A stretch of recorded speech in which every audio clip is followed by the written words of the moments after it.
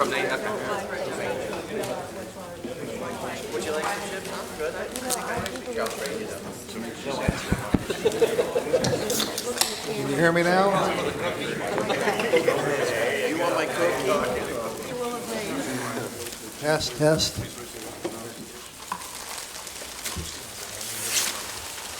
I am going to introduce myself. I don't believe I was in the, my name was printed in the agenda.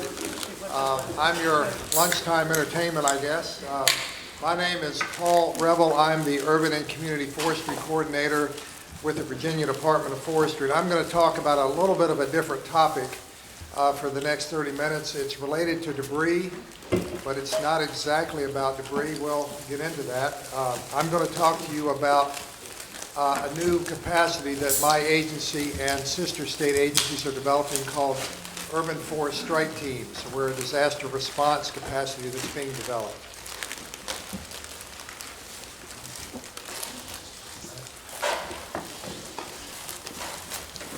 I can get the technology to work here. Hang on a second.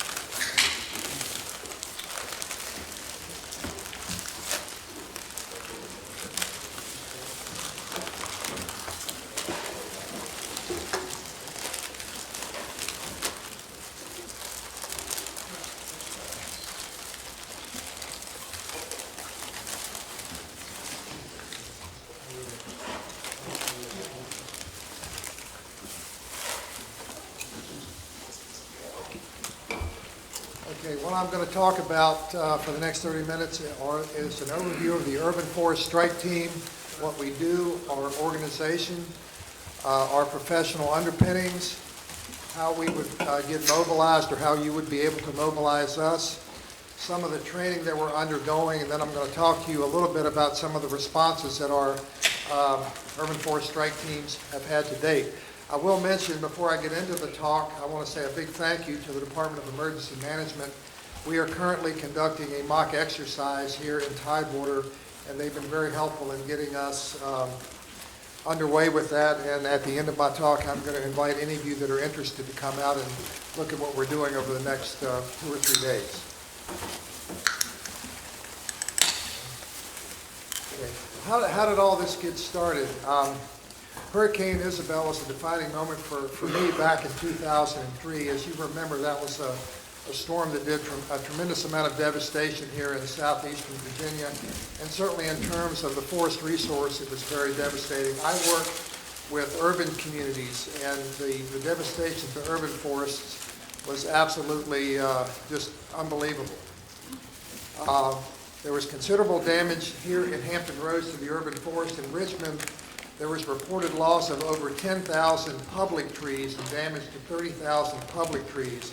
And I'm stressing public trees. I know many more trees than that were damaged, but our capacity deals, our strike teams deal with public trees and trees that affect the public right-of-way. What was very frustrating to me during that storm is that my organization had no way to professionally respond to the urban forest disaster. We were very responsive in rural settings like our department always is. We are the Department of Forestry after all. We did a lot of work with the Department of Emergency Management clearing the trees from rural roads and doing a lot of work with the timber resource in rural areas. We had a very, very pathetic response in terms of the urban forest. We had no consistent approach to documenting urban tree damage and evaluating the risk left in residual trees. So the project background, after Hurricane Isabel, of course, everybody knows about Hurricane Katrina, what a disaster that was. And it was a disaster and certainly in many ways. And trees, no less than anything else. And there were other storms in the south, Hurricane Floyd, Hurricane Fran, several other storms.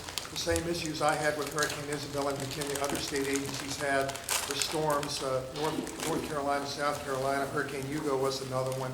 All of these storms hit, and we just didn't have that professional urban forestry response. So together with the U.S. Forest Service, my agency got together with the North Carolina Forest Service and started to talk about developing a response capacity to these storm events. We had our first workshop in 2007, our first training, and we've been doing those annually ever since, even up until this past June. We had a training in North Carolina. So we had our first training back in 2007 at the Kinston facility in North Carolina. We focused on three things. First thing we focused on was debris estimation procedures. The second thing we focused on, and what we've been employed doing primarily in our responses to date, is tree risk assessment, and I'm going to get into that. We also have the capability of advising communities on tree planting for recovery, and that's going to be a bigger issue down the road as we have more and more of these storm events.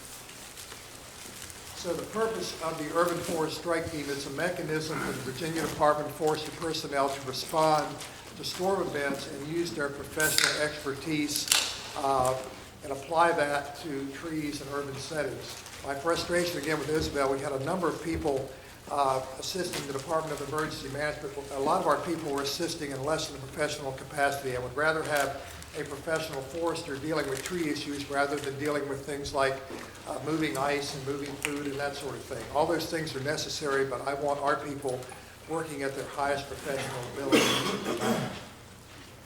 So the key components of our urban forest strike teams. First of all, we want to assist communities with response and recovery efforts following a storm event. We want to develop an in-state and a regional capacity to respond to natural disasters.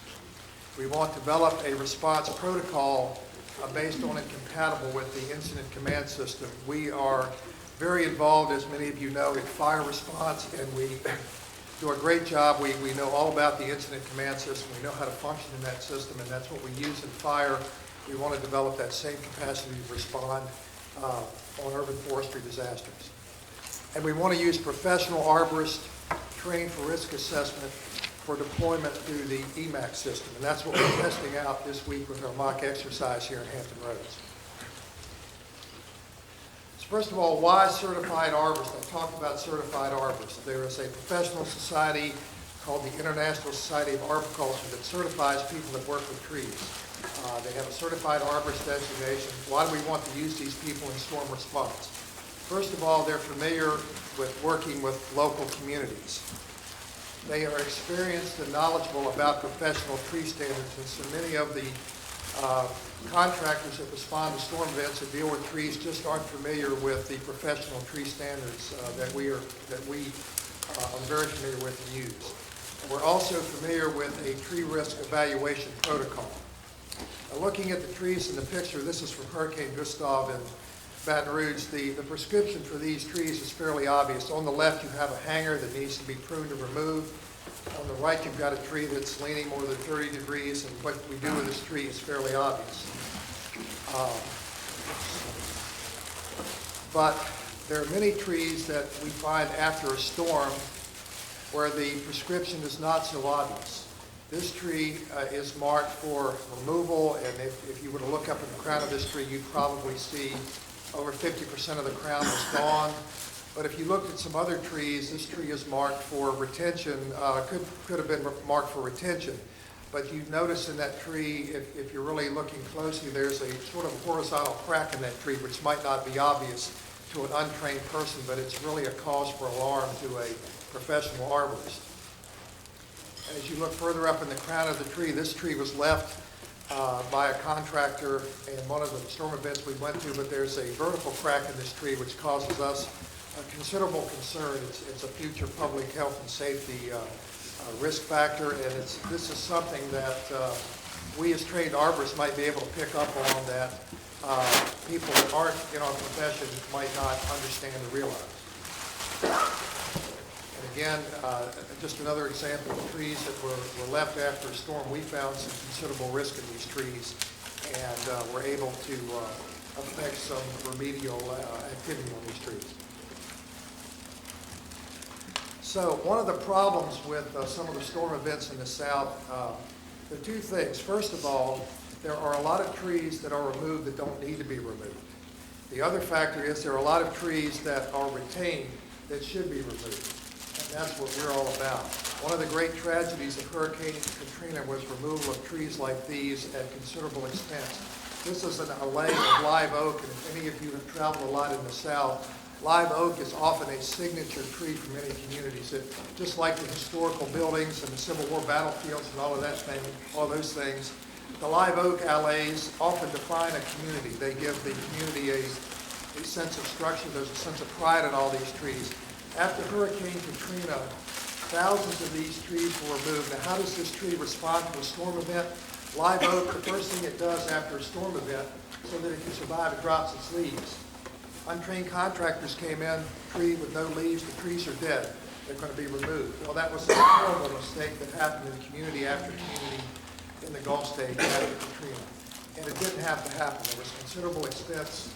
It was quite a disaster for the communities to have these trees removed. And with professional expertise like our urban forest strike teams, we could have prevented this from happening. So why be concerned about trees after a storm again? I just told you that trees often define a community. Communities relate often to their tree structure, to their signature trees like live oak or whatever the species happens to be in a particular area. But beyond that, I want to impart to you a little different perspective on trees. We've been talking about debris all morning, and certainly trees after a storm are debris, but the way I look at trees as an urban forester, I look at trees as infrastructure. And that's kind of a radical concept. You think of infrastructure as the roads, the power lines, the sewers, the cable systems. But why is something infrastructure? Infrastructure provides a service. And you need to start thinking about trees as green infrastructure because trees provide services to communities. And I can say that now because we have economic models that can document the services that trees provide. Trees provide aesthetic benefit. Trees provide benefits in terms of stormwater mitigation. Trees provide benefits in terms of cleaning the air. Trees provide psychological benefits. Just like this other infrastructure that you talk about all the time provides benefits, I want you to start thinking about trees not as something that's just there that you have to deal with after a storm, but as infrastructure. Now, you're not going to take out all of the infrastructure after a storm. You're going to do what? You're going to try to repair and restore it. And that's how I'd like you to think about the forest as infrastructure that you want to restore and repair. So trees have value to a community. Trees often help define a community on the ground. And again, think about, if you've been to Savannah, Georgia, how many of you have been there and seen the beautiful live oak all over town? What a tragedy that would be after a storm if those were removed. And you can think of other southern cities like that. So they provide a sense of place. But residual trees can also be a problem. They pose a threat to public health and safety, as all of you know. You have significant cost in dealing with residual trees after a storm that need to be removed. So what do we do as urban forest strike teams? We come in after a storm event and we do a risk evaluation on the public trees remaining after the initial ground debris cleanup. How do we respond? We respond as state agency teams to small in-state events. An example, after Hurricane Irene, we responded in the city of Norfolk just to look at all of the school sites to make sure there were no hazard trees left after that storm. We can respond as larger teams composed of personnel from several state agencies to large storm events, and that's what we're trying to do this week with our mock exercise. We have people coming up from North Carolina, from South Carolina, and Georgia. We're testing out the EMAC system with the help of the Department of Emergency Management to figure out how we can integrate our capacity into that system. Benefits to the communities from urban forest strike teams. Often smaller communities don't have a professional horticulture person or professional arborist or professional forester on staff, so they don't understand trees, they don't understand what needs to be done after a storm event to evaluate trees. So we can help those communities that don't have that professional expertise on staff. And often communities that have the professional expertise on staff after a storm event are so strained doing other type of cleanup work that they need that extra manpower that we can provide.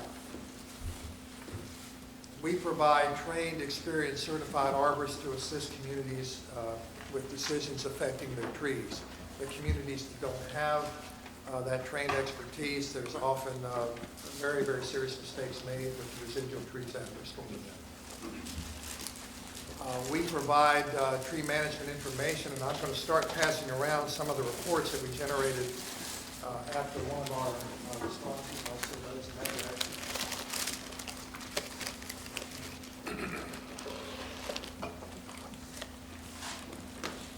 So we provide tree management information that can be obtained in a timely manner for response and recovery that can be used for communities, both to inform their local arborists, to inform local contractors, and this information has been used for FEMA reimbursement in all of the events we've responded to.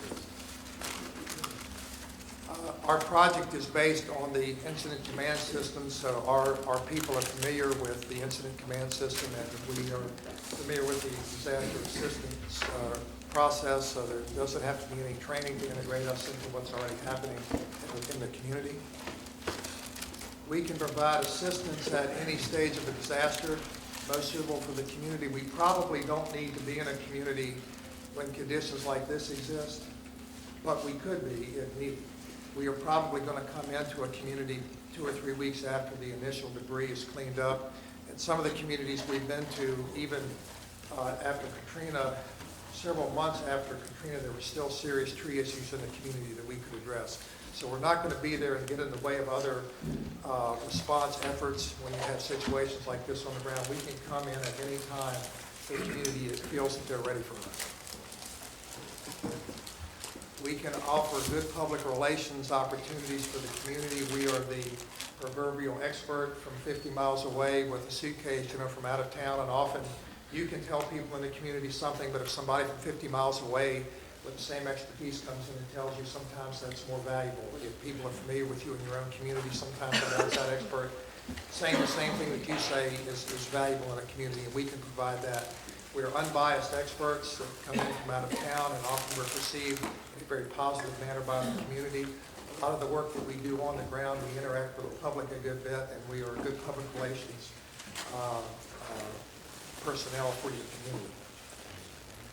This is our organization, and if you want to come out and look at our mock exercise later today, we can show you how that works. We have a team leader, assistant team leader, and we have one of our response units is a team leader, an assistant team leader, 5 crews of 2 people, and then we have support from the community, and we have GIS specialists that help us with our mapping.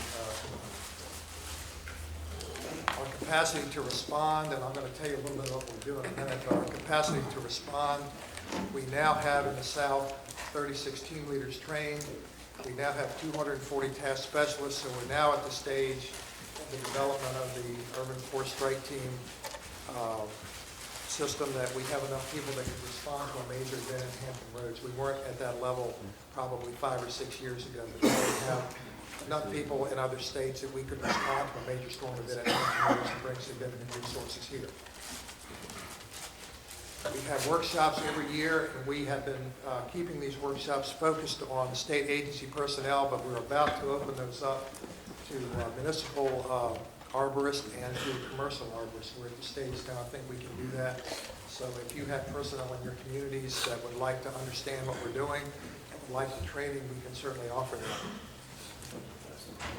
Qualifications for people being on our strike teams, we'd like everyone to be an ISA certified arborist.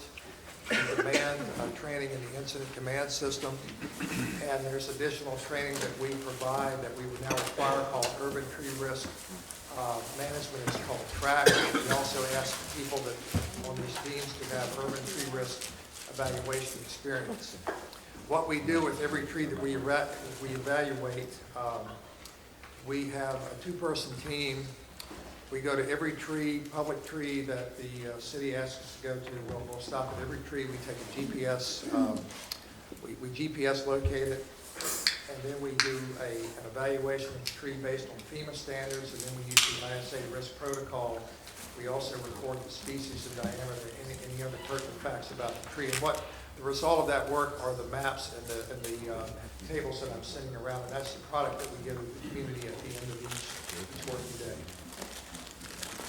Right now, we have funding for the urban forest strike. That's why you haven't heard more about us to date. We have no definite funding source yet. We've been working with Forest Service money. After big storm events, there's often a disaster supplemental in different agencies' budgets. We've been working off of disaster supplemental dollars. We are trying now to explore funding through FEMA and the Army Corps of Engineers. As I told you, we're working with the EMAC system. This week, our mock exercise, part of that exercise was to use the EMAC system and bring in resources from North Carolina, South Carolina, and Georgia. We also, for state emergency response, my agency has a memorandum of agreement with the Department of Emergency Management for response to in-state events. So what do we do in the field? We do a risk evaluation on each tree. We base that on the ANSI standards. I don't know how many of you are familiar with those standards, but we base our analysis on the ANSI standards tree risk assessment protocol. We do a tree structure assessment. We use the ISA best management practices. We do this at the level 1 enhanced. And I know that's Greek to a lot of you, but if you're an arborist, you will understand that. We do a systematic evaluation of individual trees. We assess the pre- and post-storm defects in the tree. Often we'll find pre-storm defects that are of considerable concern to us. We'll report those. Those don't go into the documentation of FEMA, but we do report those defects to the community. We also report FEMA eligible damage. I'll talk about that in a minute. We estimate the potential for failure based on accepted signs and symptoms of tree defects. And like I said, often after a storm, and I did hear some horror stories after Isabel about contractors actually propping leaning trees back up on the site, which is really a red flag for us. There were just all sorts of horror stories of things happening because a lot of the contractors here do great work, but you're not tree people. I'm not a debris removal contractor. I don't know your business, but you won't know our business either. So there are mistakes made, and we're trying to minimize those mistakes from being made. There were just horror stories from Richmond, from Virginia Beach, from Portsmouth about residual trees that were left that should have been removed, and then I've told you the stories about trees that were removed that should have stayed. So we assign mitigation and FEMA debris category information to each tree that we evaluate on site, and we identify significant residual risk. We try to do that. Does this tree have the capability of failing within, or potential to fail within a year? That's our time frame. We can adjust that time frame based on what the community's concern is. If it's a 3-month time frame, we can do that. If they're looking for a longer term, we can do that. Right now, we're using 1 year as our criteria. Some of the FEMA criteria, it's a lot more involved in this, but we're looking for trees that were damaged by the disaster. Is the tree immediate threat? Is it larger than 6 inches in diameter? That's basically the population of trees on public property that we look at. These are our responses to date. We've been to the Oklahoma ice storm that hit in 2008. We assisted 4 communities, including the city of Tulsa. We were in Baton Rouge after Hurricane Gustav. We responded to the North Arkansas ice storm in 2009, to the West Kentucky ice storm the same year. We've done some modest response in Springfield, Massachusetts. We did a training exercise after the terrible disaster in Joplin, and we responded to a snowstorm event in Manchester, New Hampshire. Also, I mentioned we did respond to the city of Norfolk after Hurricane Irene. So these are some of the things that we did in those communities, parks and trails. We did not work directly for FEMA, but we worked through the communities, but the data that we generated was transmitted to FEMA, and FEMA approved the work that we did, and the work that we did affect several large reimbursements for tree removal and tree work to these communities. And Hurricane Gustav, we continued not to work directly for FEMA. We worked for the city arborist and the Parks Department. So we're capable of working in whatever capacity that the community feels they would like us to work in. We could work directly with FEMA. We can work through the city if the city has that relationship with FEMA. We can be very flexible in that regard, and we're going to be working with the Department of Emergency Management to help define our role and how we work with communities here in Virginia.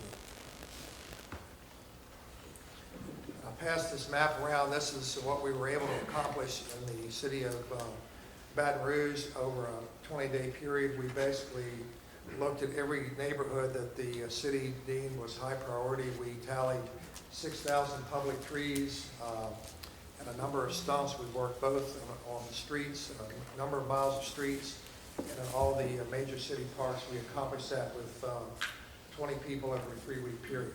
So we were able to get quite a lot of work done for the city in a very short period of time. And I don't have a figure for the FEMA reimbursement for the trees that were pruned and the trees that were moved. It was, I don't have that exact figure with me, but I believe it was north of $500,000. So that was the return to the city for us being there for about 2.5 weeks. Some of the other disaster response that was done. Again, I pass this around. This is the data that we would generate at the end of a working day. We have a GIS map. Every tree is GPS located. We have the FEMA debris or the FEMA damage documented. We have a street address or a GPS location.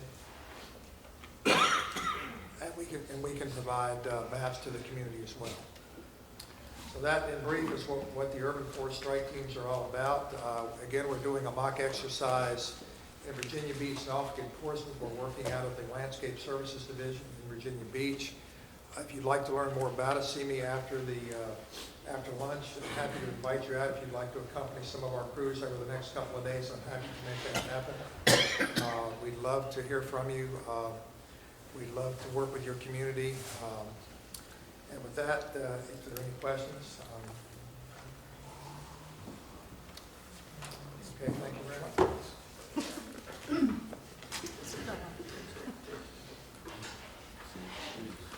Thanks, Paul.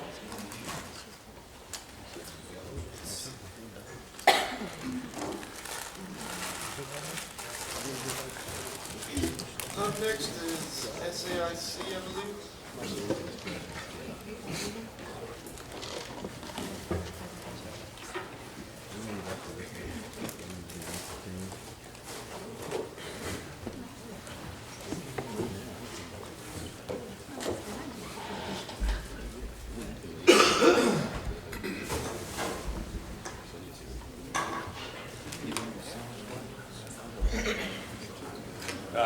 Thank you very much. Now that everybody's had a nice big lunch, I'm sure you're wide awake and excited to hear about some more Sandy stuff. My name is Simon Carlisle. I'm the Deputy Director of Client Services with the Response and Recovery Division of SAIC. With me today is Ralph Natal, our Director of Operations. We'll take you through, as mentioned, some more Sandy stuff, specifically lessons learned on the waterway debris removal project. I know Mr. Young covered it in great detail earlier. We're going to add some additional details on the project from a monitoring perspective. I'll give you a little background information, and then Ralph, who has managed the project since day one, will talk about some of the operational challenges. SAIC is approximately 39,000 employee infrastructure and Department of Defense firm, contracting firm. We have approximately 80 full-time employees that deal strictly with our response and recovery division. In addition, we have monitored for about 250 clients nationally following debris generating events. We've got 18 or 19 now, I believe, projects over 1 million cubic yards. So we've been doing this for quite a while. We've been engaged with every major disaster since 2004. Quite a lot of experience, as do all the firms in the room today. It's still, as much as we've seen, as much as we've done, we're still learning some new things, specifically with waterway debris removal following Sandy. So as much as we've seen, you can never really see it all until you've actually done it. Just some of the topics we'll talk about today. Again, a little background on the storm, which most everybody by now is familiar with. Some of the FEMA guidance that came out immediately following Hurricane Sandy, some operational challenges, some methodology we employed to overcome those challenges, where we are today, and what some of the communities here can do to kind of mitigate the problems that they had in New Jersey following a disaster. By now, everybody's familiar with the particulars following Sandy. October 29th made landfall near Brigantine, New Jersey. Winds of 80 miles an hour. They topped out about 90 miles an hour statewide. To get a general idea of how big Sandy was, there were 10 states that received a federal declaration and the District of Columbia following the storm. By comparison, Hurricane Katrina only had 4 states that received a federal declaration. So you can tell it didn't hurt at all that it was an election year in a large media market where the storm hit, but nonetheless, it was an enormous storm. The storm surge was 13, 14 feet in New Jersey, was 14 feet in New York. By comparison, the largest storm surge we've seen recently was on the Mississippi Gulf Coast following Katrina. That was about 25 feet. So that kind of gives you an idea of where we were. However, there's just as many homes on the coast in New Jersey as there are in Mississippi, and it didn't take all 13 feet of storm surge there to destroy them. Some of the major issues following disaster were power issues. Over 200 million households in the state lost power. Many of the homes on the Jersey Shore that were affected by the storm had some issues with regards to them being vacation homes. It wasn't immediately clear if they were considered commercial properties or private residences because they were from time to time rented out or contracted out for summer rentals. So immediately after a storm, that was one of the concerns. Obviously, accessing the barrier islands was a huge concern following the storm. There was woody debris, obviously floating debris. Coastal changes, on average, the beaches in New Jersey are about 30 to 40 feet narrower following the storm. So it's going to be a long-term restoration project. Sediment was displaced, and obviously, as we've talked about so far today, debris in the waterways. Construction, demolition, approximately 1,500 vessels statewide were in the water, and there was some unique challenges, as Mr. Young mentioned, about identifying ownership and who's got the responsibility to remove those. Are they state waterways? Are they federal waterways? And all that took time and a great deal of manpower to try to figure out. The good news is, if there is any good news, is now there's been some precedent set. So if you were to encounter a storm on your coastal properties here, there is some historical data to fall back on, and hopefully it'll make a recovery effort here a little more palatable. Go ahead. So New Jersey was faced with, one, procuring contracts statewide for the municipalities who were not prepared for an emergency situation like this. And then two, which they didn't find out for months after, that they were actually legally responsible for the waterways throughout the state. 3 miles and inland, all waterways that aren't associated with a federal channel. A piece of documentation from FEMA that allows reimbursement for federal or state or local agencies, 9523.5. It basically says that you need to be, there can't be another federal funding agency available for the work to be done in wetlands and in waterways, and that you need to have the legal authority the legal responsibility in order to draw from those funds. Now, it also has a brief section that discusses what type of documentation needs to be used when documenting the debris that's being removed. But all in all, it's a 4 or 5 page document that's very vague and doesn't give a lot of guidance.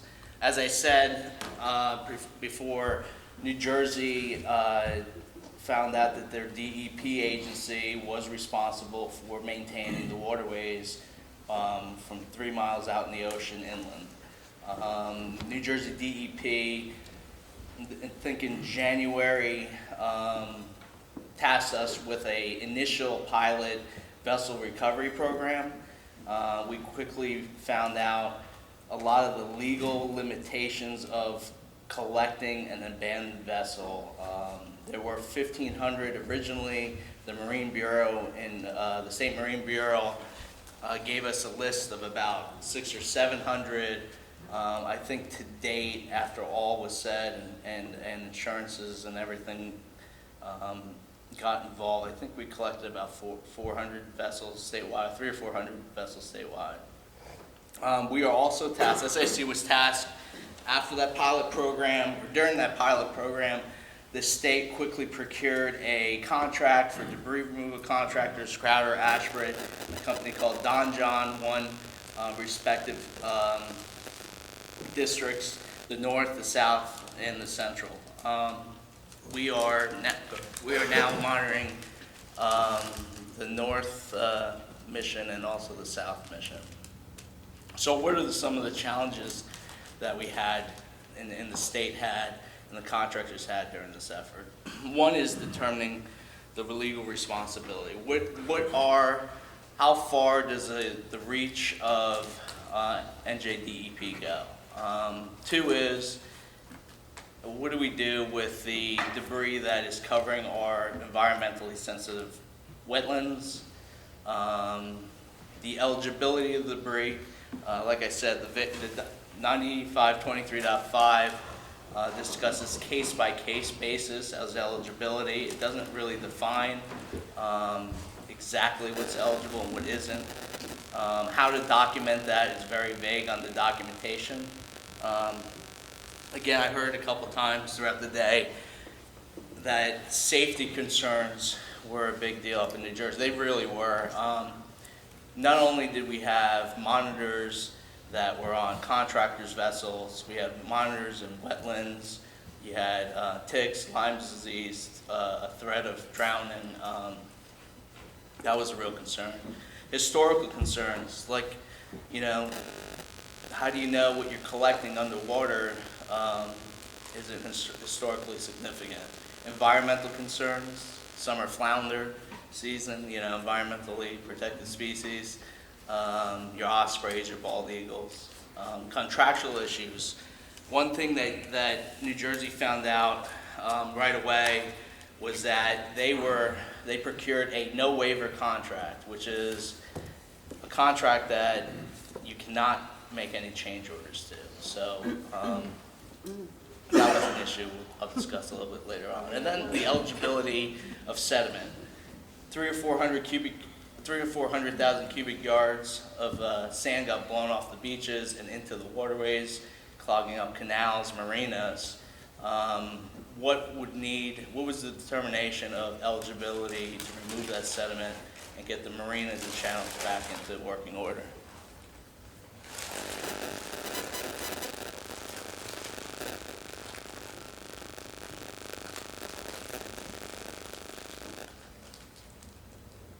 Okay, so how did the state and its contractors overcome some of the issues? Legal authority, the responsibility was determined. They had to go back to some records from the 1800s. Quickly found out that the mean high tide is where the NJDEP line of reach goes. There's a picture up there with a sort of a line, and that's the Phragmites. We all took a quick course in vegetation and found out that where the Phragmites grow is usually where the mean high tide starts.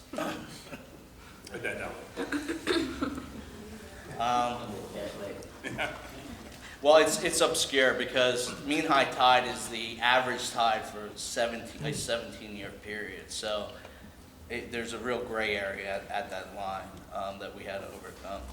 That left the wetlands. Again, 10% of the debris, 10 to 20% of the debris was actually in the water or at the mean high tide line, but 80% of the debris was blown into the wetlands that are along the coast of New Jersey. I think pretty savvily, the governor and commissioner developed a plan and actually have a letter that they issued that gave them the authority to go onto private property, even though some of the wetlands wasn't owned by the state, because of a health risk, and collect debris on those wetlands. So that's how they overcame that obstacle, and that was done with permission from FEMA. Statewide program, never been done before. How did the state maintain consistency throughout all three regions. Again, from the Hudson River all the way down around to Delaware was where operations existed, so it was a very large program.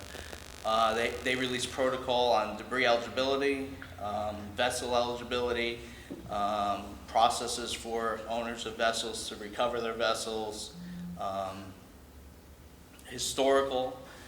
their historical review. We did, although a lot of historical wrecks are on nautical charts, there are some that are not listed on nautical charts because they don't want people at them. We did, near the Statue of Liberty, pull up a wreck that was revolutionary, from a revolutionary warship. We had to put it back down. I think the Central had the same thing, where they found some revolutionary. So we had to deal with the historical, and most importantly, the thing that really slowed us down operationally was environmental issues. 3,000-foot buffer around an eagle's nest, and you have a home that needs to be removed right under it. How do you get around that? How do you get around the summer flounder and half of Barnegat Bay? There's actually sturgeon, believe it or not, in New Jersey. And that also had a protocol that the state released. I actually have copies of all those protocols. They're all 4 or 5 pages long, if anyone wants a copy. FEMA, one of the biggest obstacles we had, because not only did they have vague guidance, they had a lot of temporary employees coming in, and we really needed them on board with the whole program. So what we did was we had our training sessions with FEMA. We made sure that they had daily communications, that they bought into our program, the statewide, and then we documented those interactions. We didn't have a lot of issues with FEMA on the debris side. How do you know where you are while you're out there in the middle of a waterway? The GIS, at contractor's request, New Jersey posted GIS layers that showed what was historical, what was environmentally sensitive, surge line, the stretches of the surge line, and some federal land. We actually were able to download, this is an app from Esri, we were able to download those layers, so out in the field, our monitors were able to see exactly where they were, stay within the right boundaries, and maintain eligibility.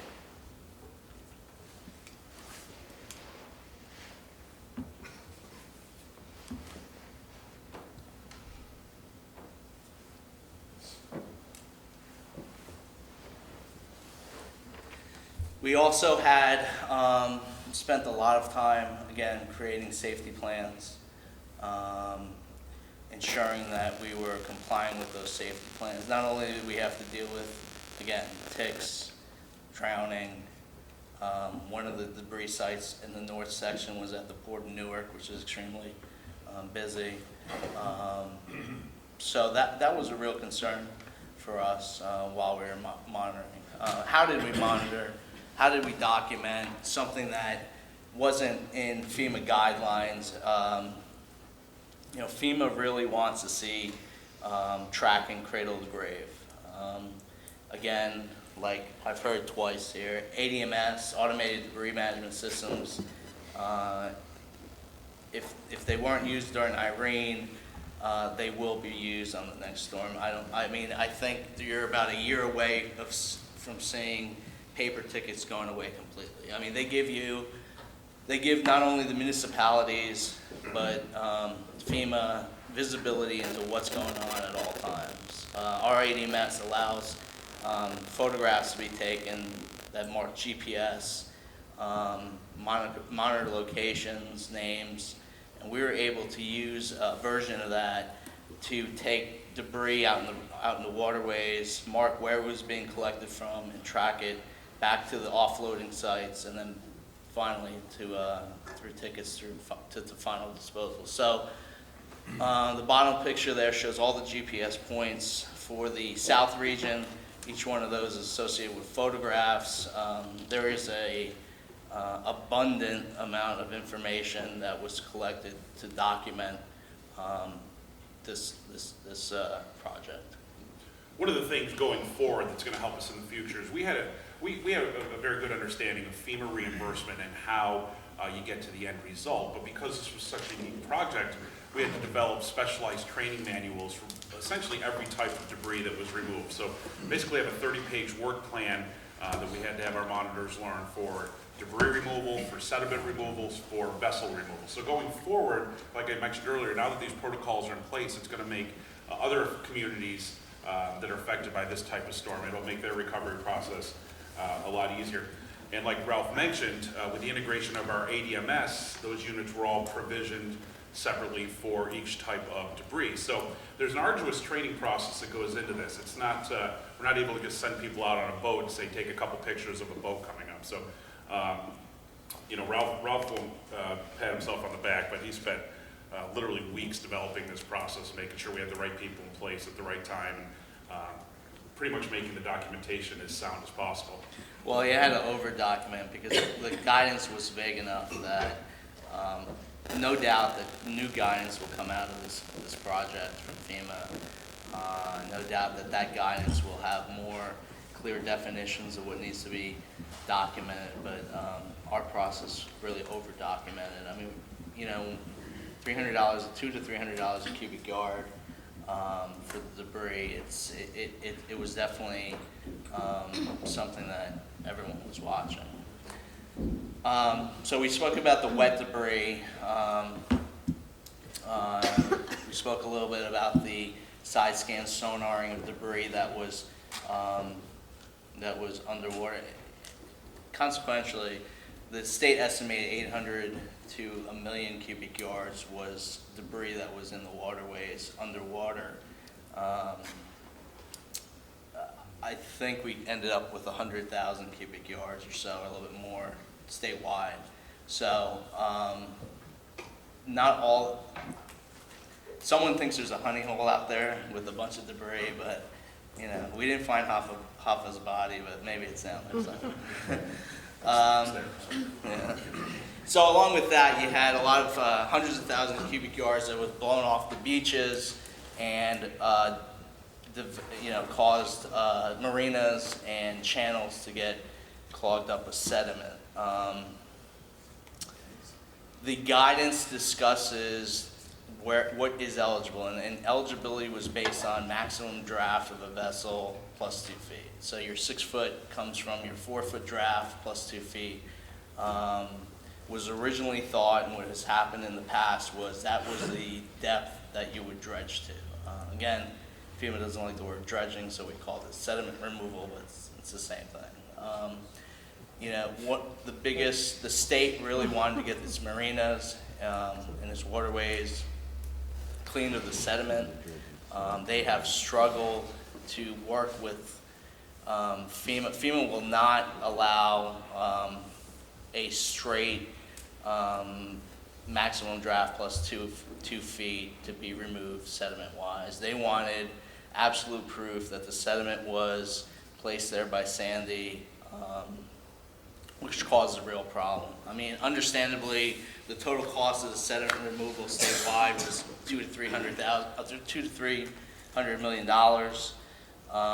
So they were real tentative to open up their wallets for that. The state was faced with a decision: either we do it to maximum draft plus 2 and assume the risk of not getting reimbursed, but follow the guidelines, or come up with a solution. They did come up with a solution statewide. They hired geologists to take geomorphic samples, which basically they stick a tube in the ground and they see where the point is where the sandy sediment was placed that needs to be removed. So they were able to come up with a solution.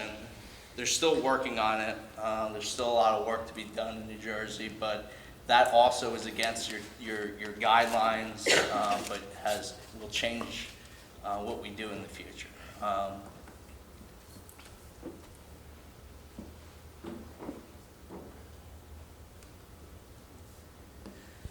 So what are we doing today? I mean, as I mentioned, they are taking samples, determining dredge depths throughout the state. They're still dredging marinas and channels, state channels. They are holding auctions for the vessels. And again, one of the issues, going back to the vessels, one of the issues they had with their no waiver contract was it took the vessels from the water to a disposal site, but they forgot to add how to get rid of those vessels, how to bring them to final disposal. So they needed a solution to that because it wasn't in their RFP and they weren't able to make any change orders. So they had another program that took some state contracts, which Crowder and Ashford have, land-based contracts, and used those as a solution for final disposal of the vessels.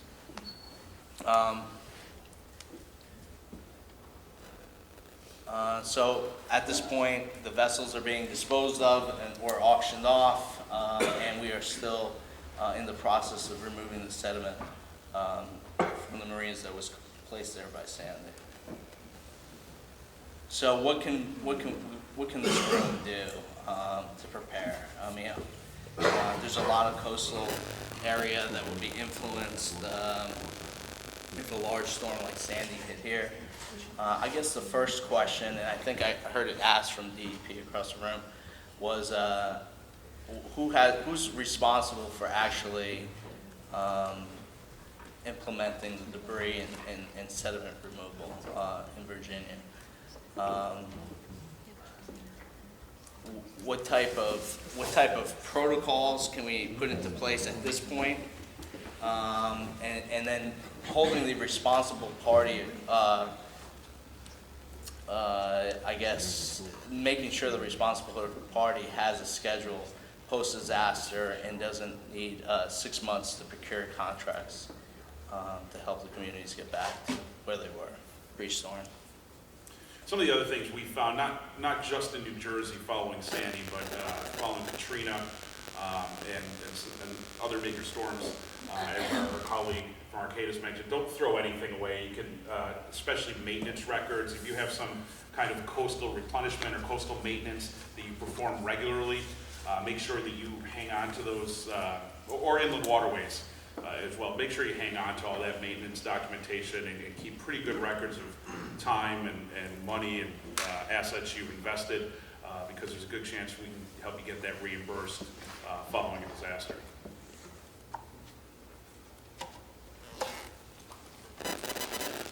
Questions? Other than what's that? Were there any issues in terms of private public routes? Or do you have it? Yeah, that really is the cause of this program getting started. The vessels that were still sitting in the bays, is that what you mean? Yeah, even at this point, the marina owners that weren't able to really service their clients this year because the channel was completely blocked and they couldn't get any of the vessels out. It was really a recovery that was brought to light by the public. In fact, I mean, like I said, it took 6 months to realize that NJDEP was the responsible party that had to get this done. So, So the state had to do it. it was a state. It was mostly state. There were some of the municipalities argued that their mosquito control ditches were part of this. The state argued against that, didn't pick up those costs. How many passes did FEMA approve in the water? Potentially, did they allow you to go back several times or just a one-shot deal? We originally were tasked with a one-shot deal. Go out, mark your targets, have them approved historically. Every sonar was approved by a historical auditor. Then collect those, mark down what was collected, what was missing, and then we were done. Recently, there's been a couple samples going back into areas that were cleared where we found there are additional targets in the north especially, where they're going back to collect sort of a second pass. Unclear is what FEMA's response will be to that. I mean, will they approve that? I guess another thing to note is that about halfway through the project, we really almost lost contact with FEMA. I mean, FEMA sort of went away, didn't sit there with daily briefings. I mean, they're still there, but in a very quiet capacity, which is usually dangerous because sometimes they're documenting things that will hit you, a year later that you didn't know about. How did they come up with that initial estimate of 800 to 1 million cubic yards? I mean, are there any lessons learned from that are there any better ways of estimating essentially what the impact is in the water? I know it wasn't from any of us. Okay. Yeah, it was their number that came out in the papers too. You mean the state? Yeah, it was a state number. Because we heard that and we said, wow, that's a lot of work. Every contractor in here that had a part of it was like, oh, that's going to be a lot of work. And then when we got out there, now, again, to pick up a cubic yard of marine debris, it's a long task. But maybe it was there, maybe it wasn't. I mean, they definitely had the damage along the shorelines that had caused some debris in the waterways.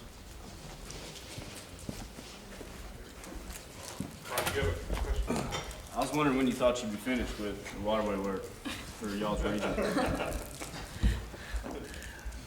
Dow brought up a good point. I think the contract will expire before it's done.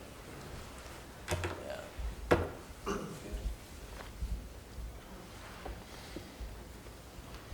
Thank you.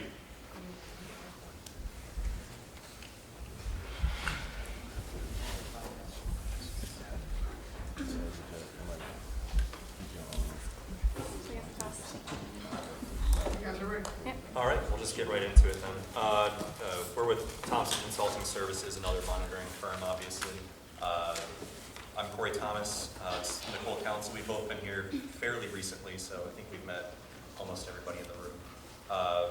Personally, I deal mostly with our PA and mitigation consulting on the grant side, so I'm going to give a little bit of information about that and what happens after all of this occurs, who's paying the bills and what are the best ways to get that done.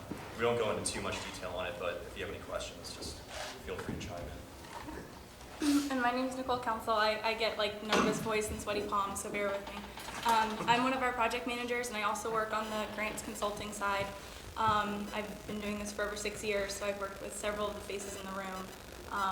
And today we want to go over, of course, we'll talk about what's near and dear to our heart, Hurricane Sandy, but also some other kind of hot button projects, including demolition programs and things of that nature, so that if you have an opportunity, or if you have any questions throughout the presentation, feel free to jump in. So this can be interactive.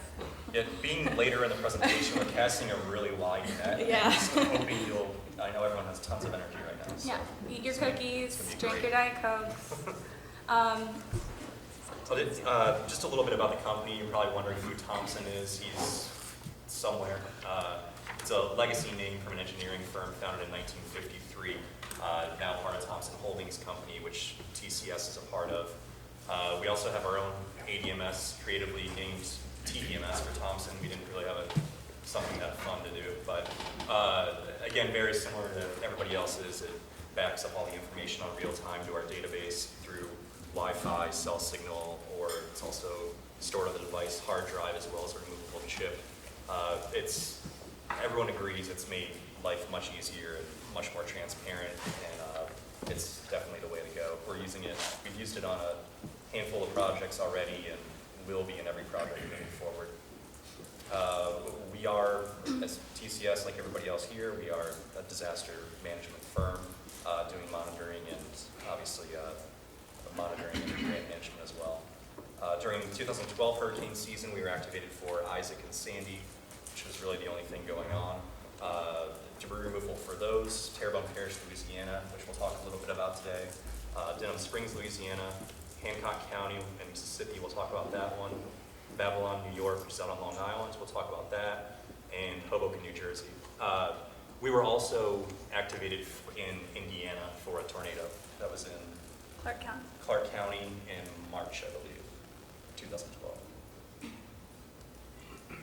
So this is just our overview. We're going to kick it off by covering some of the changes to the FEMA Public Assistance Program. You're probably familiar, I know we've touched on some of them, but we're going to go through kind of item by item. And if anything jumps out at you, please raise your hand. It's a lot of information to digest. The guidance is it's still coming out. It came out in May. But as far as some of the details, timelines, official timelines, and things of that nature, we're still waiting on official word. And then we're going to talk about the demolition program. The Tuscaloosa tornadoes happened in 2011. They didn't actually begin demolishing homes until January of 2012. So we're not going to lie to you and say that a demolition program is a quick process, regardless of how well you plan and how well you put together your pre-operations. It's still a lengthy process from the federal perspective, from a local perspective, and we'll talk about some of that in our next slide, I think. So I'll just touch a little bit on the recent changes. First off, before we get into the Sandy Recovery Improvement Act, the FEMA Pocket Guide, there's been some talk about the field people from FEMA who are out there who are temporary employees, but they are your first line of defense against you getting your money.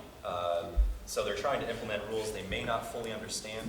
One thing FEMA's issued is the Pocket Guide, which is a field guide. It's not policy.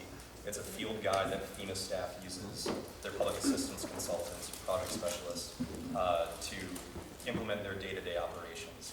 A big thing we've run into with that is that they suggest doing 1 PW per category of work, and the FEMA project specialists and PACs come in and say, well, it's in this 14-page book, so it must be law. No, nobody from Congress has ever looked at that book. It's not law, it's not policy. There are ways around the 1 PW, per category, and we've had some success with that because, frankly, if you have a operation where there's a contractor and then you're doing some work on force account, and the contract estimates are in, or the work is completed, but your force account people, your own staff, are doing more slow-moving projects. Well, you shouldn't have to wait for that information to become available when you can already get the work from the money paid for the contract costs you've incurred. So that's been an issue with the timeline, obviously.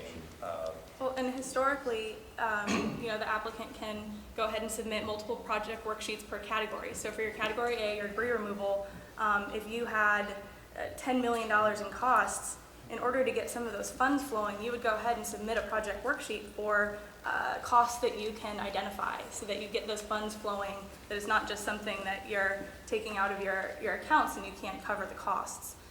What this does, or what FEMA is trying to implement with this 1 PW per category, it really, if you have $10 million, you're automatically bumped into the $1 million queue, and you're sitting waiting for those funds to get approved through a very lengthy QAQC process. So it's something that we've been assisting. We definitely don't recommend the 1 PW per category for obvious reasons, and we'll talk about on the different projects that we discuss, the implications that it's had, and some of how we've been able to get around that. And there are better portions of the Pocket Guide where FEMA's doing the right thing, but we can kind of help navigate between which ones you should go along with and which ones you should voice your opinion on and your rights on, basically. As far as the Hurricane Sandy Recovery Improvement Act, we've talked about it a lot today. Obviously, with recycling, we've gone into that in detail. You get to retain the revenues from any recycling you do, whereas it used to be if you had $1 million in debris removal, $100,000 in recycling, you're only reimbursed as if you had $900,000 in eligible debris cost. So definitely incentive there, and we recommend everybody consider it. The cost share, they can use a sliding scale based on how efficient your debris removal operations are. So you're looking at 85% reimbursement if you finish it in the first 30 days, and 80% from 31 to 90 days. 90 to 180 days would be the regular 75%. And then anything after that, you have to request an extension for, which generally, in a major event, it will be approved to work beyond 180 days. The cost share, again, is you'll see some storms go to 90%, some storms go to 100% automatically. So it's really at the discretion of FEMA and the administrator and the president at the time of the storm, depending on the circumstances, as are most things in FEMA policy. Force account straight time, if you do any debris removal in-house, are now reimbursed for your straight time labor hours. It used to just be overtime, and you still, of course, get all equipment and all equipment hours reimbursed at FEMA rates, as well as disposal and everything as normal. And this is one of those items that we're waiting on further information, further guidance. For Hurricane Sandy in Hoboken, they allowed force account straight time to be reimbursed for 30 days. So it was a 30-day window. The city was allowed to choose their 30 days, so it was a moving target. The 30 days that was most advantageous to their, to however many people were out working in the field. So I think they'll issue, hopefully they'll issue. They haven't put in the policy, I don't believe, a strict time limit on it, but again, obviously FEMA's not going to say, yeah, sure, you can just let the debris sit out there forever and we'll pay your salaries of your people. That's not going to happen, which is obviously the incentive of having a contractor who can come in and remove it all in a very quick and efficient manner.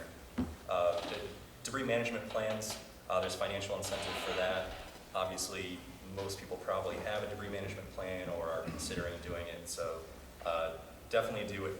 It will save you not just the increase in your cost share, your FEMA reimbursement, but you'll be able to operate more efficiently and save money as it is, even if FEMA did not offer that incentive. Estimates versus actuals. This is a slippery, slippery slope. FEMA is now saying that they will pay, you have the right to take a mutually agreed upon debris estimate following a disaster, where FEMA agrees on the cost of your debris removal, and they will just pay you that up front. That being said, you still have to document everything and prove your actual cost and eligibility of everything. However, if you go over, that's on you. So you're negotiating with the federal government on an unknown number versus doing it the traditional way. You're probably not going to get them to approve or an estimate that's, what it will actually be or above. Yeah. It's definitely a gamble. I think the intent of this were for municipalities that they can't afford to pay their contractors. They can't afford to pay for the upfront costs associated with debris removal. So I think, that's the intent of this, but if you do have the funds in-house to support your debris removal costs, that's a much better route, because if you do go over, then you're covered, rather than going with an estimate and then having to pay out of pocket for any additional costs. I have two questions. Hurricane Sandy Recovery Act versus your debris management planning. See, in the pilot program, you had to have an approved debris management plan, and at least 2 qualified contractors just to be part of the program. You don't have to have that now? I mean, the Sandy Act is different? The Sandy Act is not the pilot program. The Sandy Act is new actual policy. You can get a 5% cost share incentive for having a debris management plan, which has to be approved by FEMA. But all of these other aspects are now standard policy with the recycling and the force account straight time and all of that. So under the Recovery Act, you can have a sliding cost share plus another 5% if you have a debris management plan? Yes. And the sliding scale, again, it's up to discretion at the time of disaster. So, Okay. but you're looking at, you would get 90% if you have a DDMP and you finish all of your debris removal in 30 days. You can get 90% cost share. You said it's a policy. Yep. It should be. They're ironing out the details. They haven't signed it yet. Yeah, but it will be a policy, and it's not, obviously some of it is discretionary. Question 2, under estimates versus actuals. You mentioned you still have to document everything. I mean, if you had an event like a tornado that was fairly definable where you could use, get a good estimate, everybody buys into it, why would it be necessary is it stayed in there, you have to document it? Environmental concerns, they're not going to, essentially they'd be paying then if you didn't properly document your debris. FEMA would be paying for a debris operation that didn't meet all the criteria. So they do still reserve the right to audit you. So all of those, as it stands now, all of those would still be requirements. They're not just going to pay you a check for debris removal and then have you go light it all on You fire. would still out have to in the open. substantiate the costs associated with it. So you would have to, if they pay you $10 million, they're gonna wanna see how you spent that $10 million. So it would be the same documentation is required. The next time I come here, we'll list it out. That's all right. That gives you no leverage. I mean, Yeah, it's a tactic that's in there, but it's still a lot of string. It is still federal funding, so all the strings still apply. I'll give you my question is, why wouldn't a municipality then overestimate, double their estimate? FEMA has to approve it.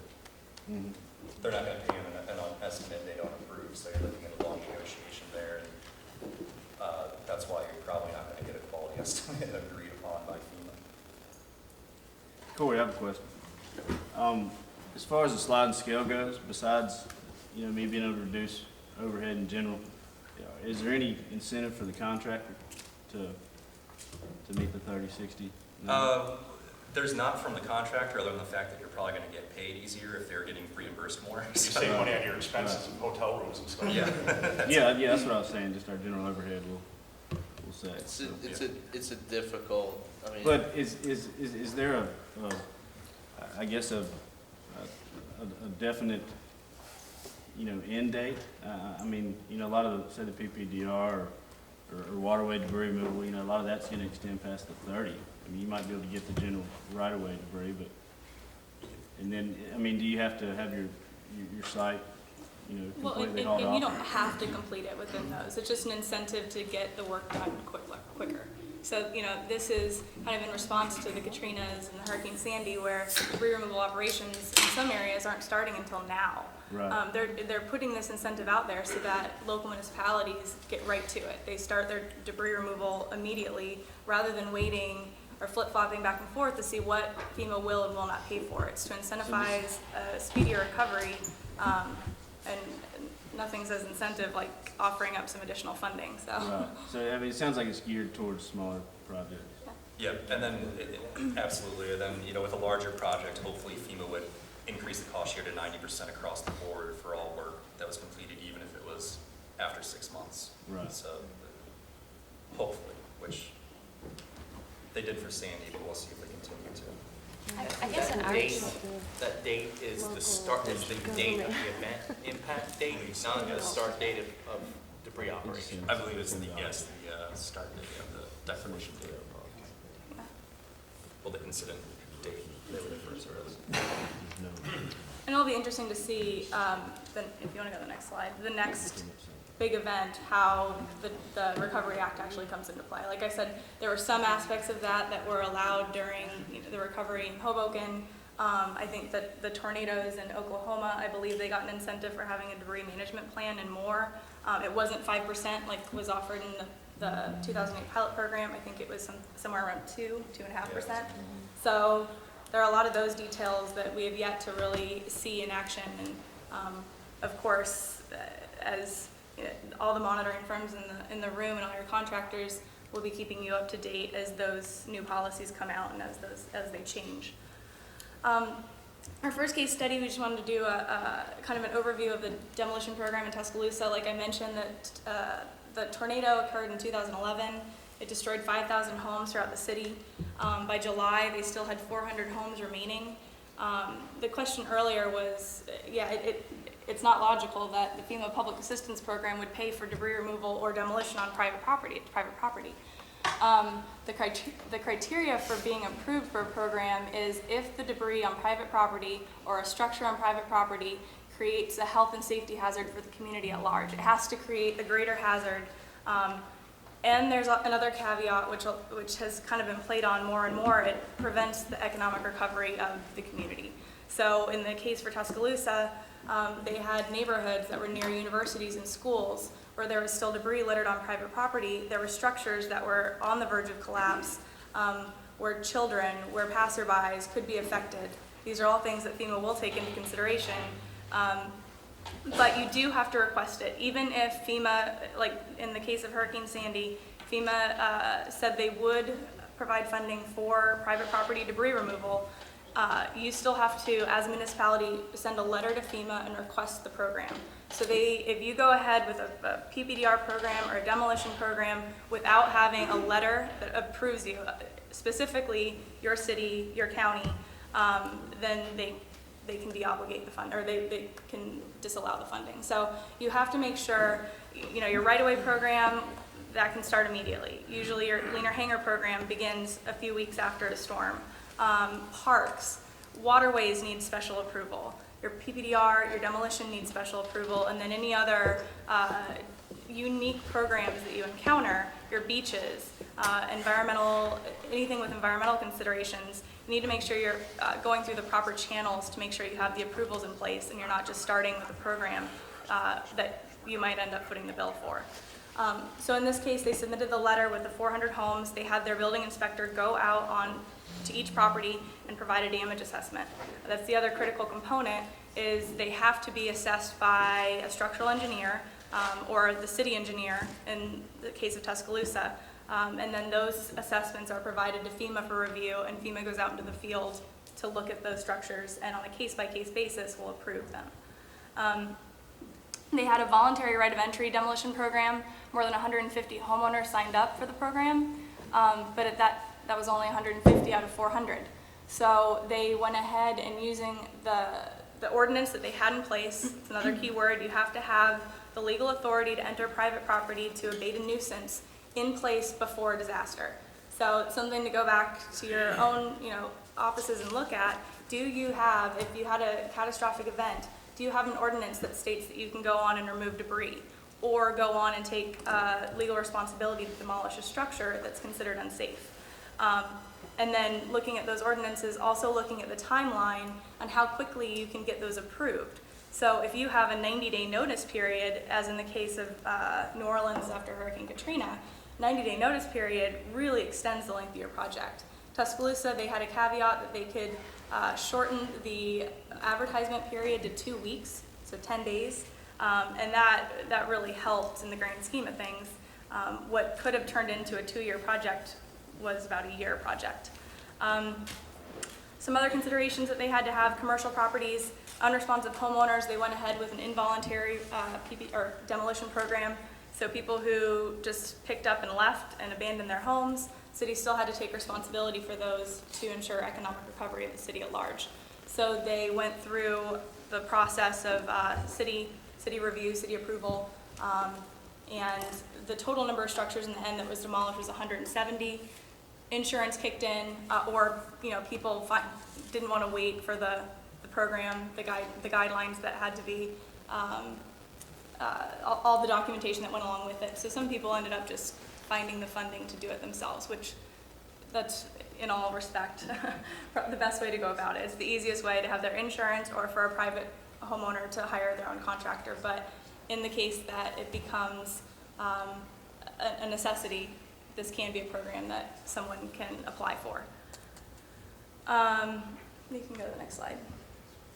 Like I said, non-responsive absent homeowners, people who just picked up and left. One of the other issues that you had in Alabama was properties that belonged to 20 different siblings. You had to get approval from all of them. Some of them were in prison, some of them were MIA or in Europe, you couldn't go forward with a property unless you had all their approval, or you'd notified them. If they weren't all signing a right of entry program and the city was going forward with an involuntary demolition, all of those people had to be notified. So you can imagine the administrative burden that was placed on the city, and that's where we assisted with that. Utility disconnects, they had outdated maintenance records. It was very difficult for the contractor to identify where the utilities were actually connected, and then to dig down. They ended up with, it looked like, just holes everywhere throughout the town while they were looking for the utilities.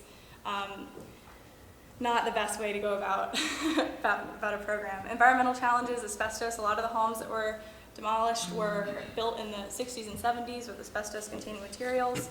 The state of Alabama issued guidance that the home just had to be wetted during demolition, wrapped, and then taken to the type landfill. An approved landfill. Cement slabs, FEMA does not approve the removal of cement slabs. They are ineligible unless they are undermined or they present a hazard. So this became an issue because from the public perception, they had all this demolition going on and then all these vacant slabs. So that was something that the city decided to move forward with. They knew they were not going to get reimbursed. The removal of slabs was documented separately to ensure that slab removal did not hold up their reimbursement from the demolition portion of the project. Commercial property, they had mom and pop shops. FEMA obviously is not going to move forward and approve the demolition of a Walmart or a Publix or a grocery store, whatever, large commercial properties you have. But they did consider mom and pops, and the city just won an appeal for a property because they were able to demonstrate that the property owner did not have insurance, they did not have the funds to remove the debris, and if it sat there, someone was going to be injured, and it was preventing the economic recovery of the city.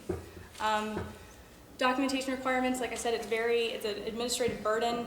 If you have volunteer organizations that come in after a storm and want to do demolition on private property, encourage it, because a demolition program is it takes a long time, it is expensive. In Tuscaloosa, they range from $5,000 to $15,000 per property. Obviously, the city or county has the option to place a lien on the property, but who knows whether or not those funds will ever get reimbursed. So, and this is a program that's reimbursed by FEMA at the cost share, but you still incur whatever your cost share is from that portion of the project. So, thanks. Terrebonne Parish, Louisiana, after Hurricane Isaac. This one's not too interesting. It was a quick project. We did use TDMS on it. 30-day project, 56,000 cubic yards with some leaner hanger work as well as ROW standard stuff. Some issues they had there. Activating a contractor versus force account, they decided to do a combination.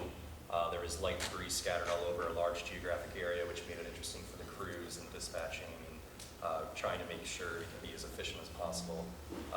Also with map 21, which is something that wasn't more off today, but I think everyone's aware of. This was 6 weeks before FHWA stopped paying for debris during presidentially declared disasters where FEMA would take responsibility. So after 6 weeks, there wasn't a whole lot of FHWA communication going on.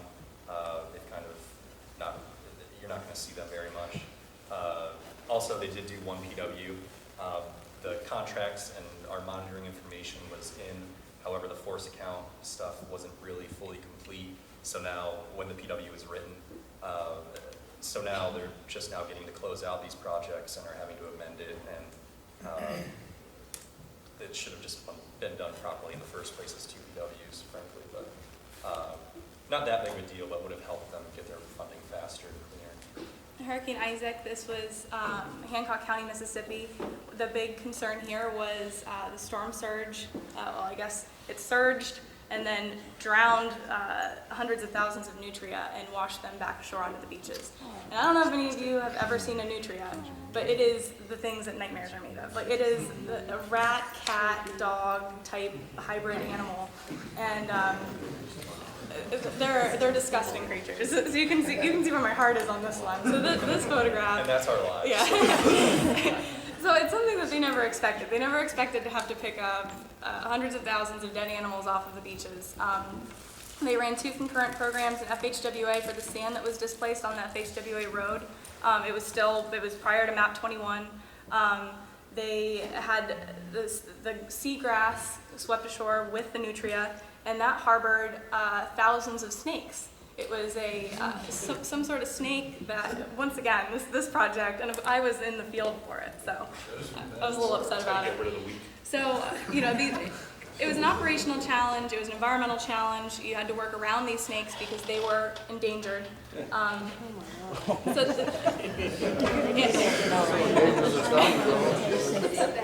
And there was a project duration, it was set at 20 days. So with that in mind, they were very strict about it. They did a lump sum contract for the FHWA, they did a separate contract for the beaches. And with weather delays, the animal delays, it was a very challenging project. And they did planning, they had contractors in place, but they could not have expected this. So just something to keep your mind open when you're in your planning sessions or you're in your training sessions. What are the possibilities? Because when things like this happen, you have to get that picked up very quickly. You can't let that sit on the beach. It needs to be done immediately. Did you compost them? I heard you can get get $5 for every. Yeah, they eat them here, actually. Well, yeah, I guess afterward, because these nutria, they're actually eating away at the wetlands. It's become it's a huge problem in Louisiana. So they're eating away at the wetlands, it's causing erosion on the banks, and some chefs, some very creative chefs in Louisiana have found some tasty ways to serve them. So next time you're in New Orleans, look for nutria. As far as the recycling program goes, we're going to look into that, but I wouldn't recommend it if they come up here, so, yeah, that's. The city of Hoboken, different animal altogether. So we're really kind of transitioning into Sandy, but we're going to focus on debris removal in the urban environment. Hoboken flooded on October 29th. They were inundated by river water from the Hudson. When the water came in, it mixed with rain and sewage water and filled the first floor living spaces of their residents. There's 50,000 people in a mile square city. The streets are very narrow. The utilities are not what they should be. So it was a challenge to get equipment in that could actually handle the debris removal efforts. We worked with them. They did go out for emergency procurement. They also ran force account crews. The only truck that they could get in there to actually pick up the debris was their garbage trucks. And that being said, they had to hand load. So FEMA says, whoa, you can't hand load. It's in policy, you can't hand load. Well, what they're referring to are vegetative debris. You're not supposed to, fluff up trucks. Everyone knows that. This was a different scenario altogether. This was C&D debris. They're compacting it into a garbage truck, and everything was weighed by the ton. They did do a tonnage contract. All the equipment was certified. They had a lot of trouble because they did not have pre-position contracts. They had a very lengthy procurement process. They were able to go with the state's procurement process following a disaster. But it was a lot of things that we've heard echoed throughout this morning. Planning they should have planned for it. And this area, this community, you're doing that now. You're getting your contractors together. You're starting this flow of communication. But that was, if they would have had better planning in place, contractors in place, I think their debris removal and their response to Hurricane Sandy could have gone a lot differently. That's my soapbox, so I'll get off of that. But in the end, they had 5,000 tons. Doesn't seem like a lot, but it was very labor intensive. They didn't have the bucket trucks that could come in and pick it up. People were working 24 hours, picking it up by hand and putting it in the back of a garbage truck. You can go to the next slide. Communication with FEMA. We didn't see FEMA until December 15th, so a month and a half after the storm. That is when the city of Hoboken had their kickoff meeting, and that's something that everyone in this room should consider. What do you do if you don't see FEMA? You have to continue with your operation because it's a matter of public health and safety. And in order to ensure that FEMA is going to approve what you've done, you document. You document everything that you're doing, whether it's force account, whether it's your contractors, whether it's your contract resources. If you have generators or fuel on contract, you need to make sure before anything happens that those are properly procured and that you document everything that happens leading up to and immediately following the storm. Population density, I mentioned 50,000 people. That created a traffic and parking nightmare. They had thoroughfares through the center of town and along the river that fed directly into New York City, so they could not be shut down. They could not restrict parking. They had nowhere to put the vehicles. And the flooded vehicles that they had, that ended up being, the vehicles ended up staying there for 4 weeks because they didn't have a mechanism in place to remove those vehicles. So things to consider if you're in an area, an urban environment, and there's a potential for storm surge or flooding. What would you do if all of a sudden a storm came and you had 1,000 vehicles that needed to be removed? What would your process be? Is it written into your debris management plan? So all things to consider. The proximity of debris to residential dwellings. This is a photograph. Immediately behind that is the doorway to an apartment. So you wouldn't want that outside of your house. The public perception was that needed to be done now, and from a health and safety standpoint, that debris had been soaked in sewage-laced water. Landfill capacity, no, that was the biggest, that was one of the biggest problems, you would say. It's a heavily populated area with Manhattan right across the river. They ended up taking the debris directly from the right-of-way to a transfer station. The transfer station compacted the debris and put it onto a train where it was hauled to Kentucky, Indiana, Tennessee. It was the city's responsibility to know exactly where it ended up in Indiana, Tennessee, Kentucky. So it's the responsibility of the applicant to show where it comes from and where it's finally disposed. So it was a lot of documentation to gather, and they didn't thankfully have to send a monitor there because the transfer station took responsibility of it. It was FEMA allowed that to be the end game for on-site documentation, but you had to have the permits and proof that it was disposed at one of the landfills out of state. And competing hauler resources. It was a large event. It strained the capacity for some of the local contractors.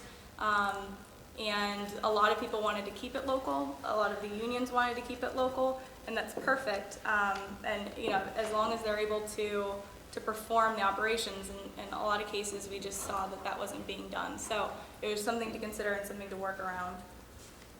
The next slide. Just our final two slides, we'll do these quickly. The Babylon, New York is out in the center of Long Island on the southern coast. It was 14-foot storm surges recorded out on Long Island. I don't think it was that bad in Babylon, but they do have a lot of homes very close to the water. They did use contractor forces as well as force account. Their force account crews just did some vegetative work, which was very minimal. And because it was so minimal and overtime cost so much there, it ended up costing about twice what the contractors cost. It was monitored using TDMS, and all debris there, one of the issues we talked about earlier was, for some reason, they were bringing debris from New York City and New Jersey and New York out onto Long Island, which, as you can tell from the name, is an island that was hit by a hurricane. There was no landfill capacity whatsoever, and they ended up using transfer stations, cogen facilities, trying to use it for energy, but everything was at capacity, so they did have a TMS, TMA, whatever you want to call it up there, where at a park where they were staging the debris. We have a few great Corps of Engineers videos online. It's pretty interesting to look at. They're only a minute or 2 minutes long, but it shows the Corps of Engineers disposal and reduction sites and the operations that were going on there, and it paints a pretty vivid picture of the magnitude of debris that they were dealing with. So our lessons learned there, it's a densely populated area, limited staging and disposal options, zero landfill capacity. They did also provide mutual aid to some villages within the town, which was just a regional effort. The villages had no capability to contract or to perform on their own. So that's it. Questions on it?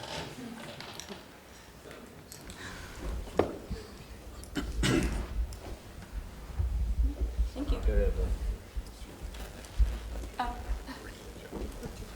I don't have a question. I've got a statement I got to make.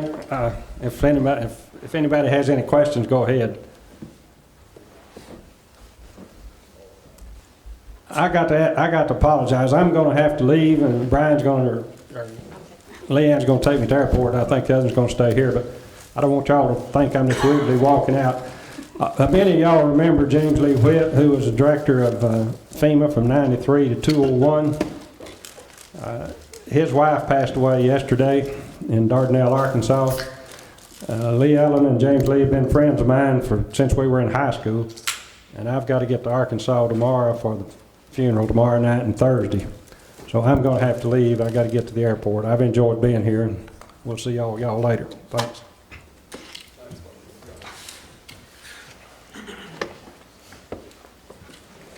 Question before you set up for the next speaker. It looks like it's around $200 to $300 a yard for this cleanup from Sandy. Is that the average? I mean, that seems awful high. Yeah, the average was, it was disproportionate. It was extremely high in certain areas. Some areas in Long Island averaged $300 to $400 a ton. And then in Hoboken, I think it was different. It ranged somewhere between $150 to $250 a ton, but that's considering that disposal per ton was 95, 75 plus an environmental tax. So it was over $100 a ton just for that pass-through disposal cost. Is that per ton or per cubic yard? That was per ton. Per cubic yard, I don't know if you guys have it was still high. I think the state contract in New Jersey was somewhere between $95 and $105 a cubic yard. Maybe I'm wrong on that one. You got two different contracts. Yeah. The waterways contract was a different rate. Yeah. What I'm really getting at is if FEMA doesn't set a cap on disposal costs, It's just based on reasonableness, so if that's the market rate in the area. that's not reasonable. we would probably, That's not reasonable. Yeah. it's, things are very, very political up there. Reasonable's a very gray area. Yeah, reasonable in New Jersey, just, as a whole. Yeah. Well, The further up you go up the east coast, Well, I know the the cost higher of, the tipping fee is. that's because they've made a Just decision not regular. to site landfills up there. I think what we should do is, that this is ridiculous, that the country's supposed to be picking up $200 to $300 a ton. That's a ridiculous amount for disposal, just because New Jersey and New York don't want to set a landfill up there. There's more to it than that too. You got unions and everything else. It was also competitively bid, so, I mean, there's comparable rates, and, yeah, there's I comparable mean, rates. they didn't award it to the highest bidder. That is. Well, what they were offering down here for disposal was about $30 a ton to our facilities. And our facility said no. So all that rest is profit and transportation costs. Yep. That's what the competitive bids come back at, so they have to, legally, that becomes the market rate, and FEMA has to honor that. Yeah, they're open bids, it's a public bid. Well, I know it's open. What I'm saying, there needs to be a bigger, higher level look at this for Yeah. these areas. Shipping waste halfway across the country to dispose of it is not economical. Yeah, but if you're There's a lot of room in New York to put it. They just. $250 a ton normally, why would you take the landfill debris? It's a Right. cost of, I mean, as they were saying, standard tipping fees up and down the East Coast change. I mean, we pay 24. Right. You go to New Hampshire right now and you're gonna pay a lot more than that. It's just, What I'm saying is, yes, that's a standard fee, but what they're doing is avoiding siting a landfill up there Yeah. to do this. And the rest of the country is subsidizing, at our expense. The rest of the country is subsidizing the Northeast because they won't site a landfill for this stuff. That's why we live in Florida. I know it's not your stuff. We still my pay job. for it, but yeah. trust me, he's on it. Well, and the other thing that's going to come up, and a lot of areas have been experiencing it so far, FEMA is just your first line of approval. So FEMA can say, yeah, we approve this a year from the event, we approve it, here's your funds. OIG can come back, they're coming back in Florida, from 2005, and deobligating funding because they didn't separate programs out the way they should have. They didn't follow certain procedures that weren't really, I would say they were known, but there wasn't clear guidance on how to perform some of the operations. And the OIG is just shaking their head and saying, well, it all comes back to CFR, it comes back to law. Right. So I think there are a lot of areas in the Northeast that are going to have a huge headache, and it could be 7 years down the line, and when they've already spent that check from FEMA for $13 million or $50 million, so. I was just making some observations that, I know you guys are doing your best and that's the market rate, but this really comes down to a public policy decision in the Northeast Yeah. not to site landfills costing that much to dispose of the debris. Yeah. If we would have charged that much, 5, 6 years ago, that just wouldn't happen. Yeah, it's a little different, no, seriously, they don't have any room up there. Oh, there's lots of room in New York. That's There's their lots of standard room in New rate. York. It's not the price down. We're doing some work on the infrastructure side as well, and it's just the infrastructure up there is not built for the population. We're doing work for wastewater utility in Florida. Their 1950s infrastructure built for 1/3 of the population, and that just translates into no space for landfills, no space to build any public facilities. No, I'm talking about Western New York has tons.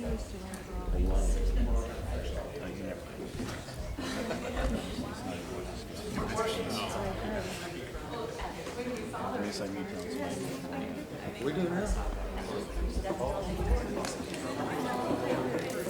So they're gonna send it to Indiana?